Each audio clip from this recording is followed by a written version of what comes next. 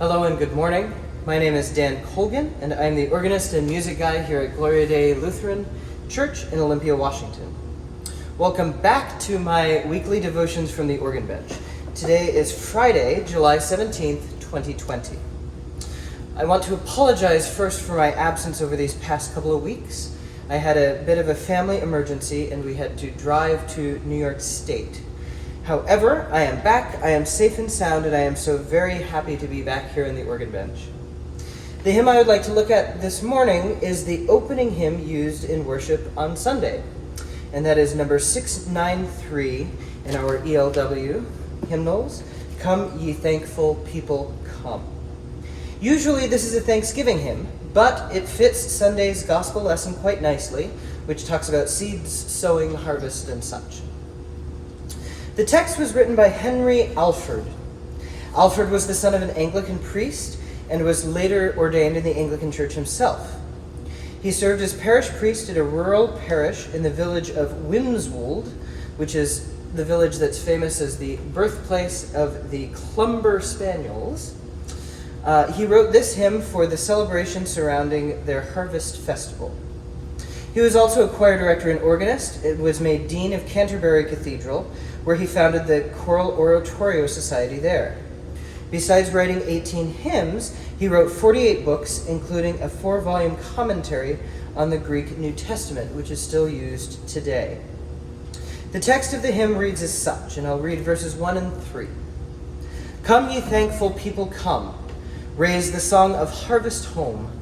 All be safely gathered in, ere the winter storms begin. God our Maker doth provide for our wants to be supplied. Come to God's own temple, come, raise the song of harvest home. For the Lord our God shall come and shall take his harvest home. From his fields shall in that day all offenses purge away. Give his angels charge at last in the fire that tears to cast, but the fruitful ears to store in his garner evermore. This was first published in 1844, very close to the version that I just read. However, it was republished in 1861 with some subtle alterations.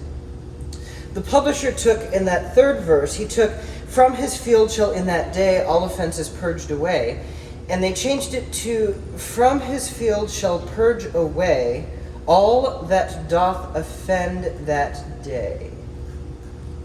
Alfred was furious with this, to the point where he sent the original version of the hymn, he mailed it to every church in England with a note that said, recent publications have been disfigured by alterations made without the author's consent, and he hereby gives notice that he is responsible for this form of it only, with the original. As I mentioned, we have his original in this. And let me read that line of the original one more time. It reads, from his field shall in that day all offenses purge away. So somebody, 20 years after this hymn was written, took that sense of forgiveness from God, and turned it into a sort of fire and brimstone message. So thank you, ELW, for going back to the original words of forgiveness. The tune for this was written by George Elvey. Originally, this tune was written for another song called Hark the Song of Jubilee, but was later paired with this. Elvey served as organist at St. George's, Windsor for 47 years. He studied with the organist at Canterbury Cathedral, and he ended up marrying his organ teacher there, ended up marrying her daughter at age 17. After that, he ended up studying with his brother instead. But during his time at St. George's, Windsor, a job that he started when he was only 19 years old, he went on to compose a number of choral anthems, 2 oratorios, and many other hymns. He was knighted by Queen Victoria in 1871. With the state of our current world, I almost didn't pick this hymn for this week. Telling people to, come ye thankful people come, but actually don't, because we're closed, stay at home. Seemed like an odd message. However, I think we do need to continue coming to worship, at least in our mindset. Though we can't actually enter the building and worship and gather as we have done in the past, I still urge you to take time to center yourself, worship online, and come to worship, whether it be on your couch, in your computer chair, or wherever.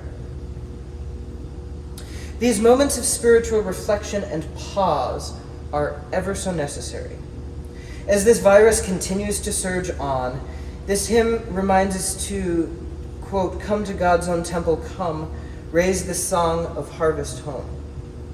May God's temple remain alive within you, and may we all take the time to visit it and find strength in that, wherever we may be on a Sunday morning.